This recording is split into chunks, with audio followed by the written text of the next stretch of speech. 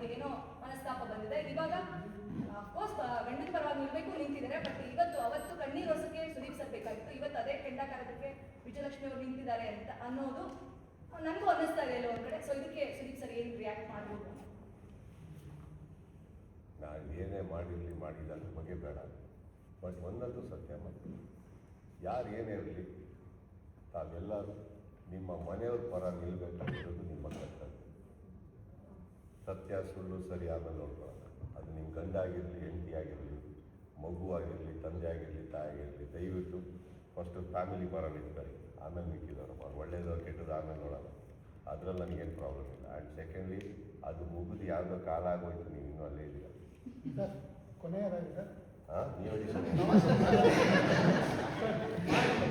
Sir ಏನೋ ಒಂದು mark ಇದಕ್ಕೆ ಬರ್ತಾ ಇದ್ದಾರೆ. ಅದ್ರ ಜೊತೆಗೆ ನಾವು ಕೂಡ ಕಾಯ್ತಾ ಇದ್ದೀವಿ ರಿಸಲ್ಟ್. ಅಂದರೆ ಚೆಕ್ ಕೊಟ್ಟಾಗಿದೆ ಇವಾಗ ಪೈರಸಿ ಮಾಡೋರಿಗೆ. ಪೈರಸಿ ಮಾಡೋ ಆ ಪಡೆಗೆ ಮಾರ್ಕ್ ಪ್ರಕಾರ ಮಾರ್ಕ್ ಮಾಡಕ್ಕೆ ಬರ್ತಾ ಇದೆ.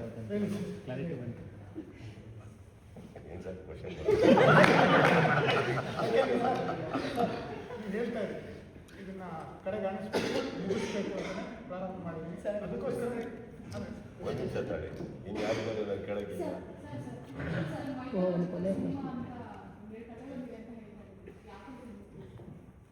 ಮೈಥಾಲಜಿಕಲ್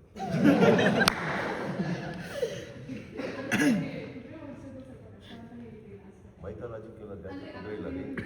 ಮೈಥಾಲಜಿಕಲ್ ಕುದುರೆ ಇಲ್ಲ, ರಥ ಓಡ್ಸೋದು ಯಾರು? ನಾನು ಹಿಂದೆ ಸೇಫ್ ಆಗಿ ನಿಂತಿರ್ತೀನಿ. ಅದಕ್ಕೆ ಮೈಥಾಲಜಿ ಅನ್ನೋದು. ಹಿಸ್ಟಾರಿಕಲ್ ಬಂದರೆ ಕುದುರೆ ಮೇಲೆ ಇರ್ಬೋದು. ಮೈಥಾಲಜಿಲ್ ಅದೆಲ್ಲ ಇಲ್ಲ, ಹಿಂದೆ ನಿಂತಿರೋದು ಅದು.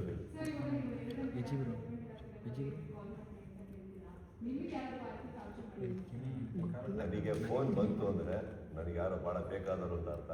ಫೋನ್ ಬಂತು ಅಂದರೆ ಖಂಡಿತ ಇರ್ತೀನಿ. ನಾನು ಯಾವಾಗಲೂ ನನ್ನ ಫೋನ್ ಯಾವಾಗಲೂ ಒಂದು ರಿಂಗಿಂಗಲ್ಲಿ ಇಟ್ಕೊತೀನಿ. ಕಾರಣ ಏನಂದರೆ ವೈಯಕ್ತಿಕವಾಗಿ ನನ್ನ ಸ್ನೇಹಿತರಿಗೆ ನನ್ನ ಅವಕಾಶ ಬಂದರೆ, ನನ್ನ ಅವಶ್ಯಕತೆ ಬಂದರೆ ಖಂಡಿತ ಇರ್ತೀನಿ.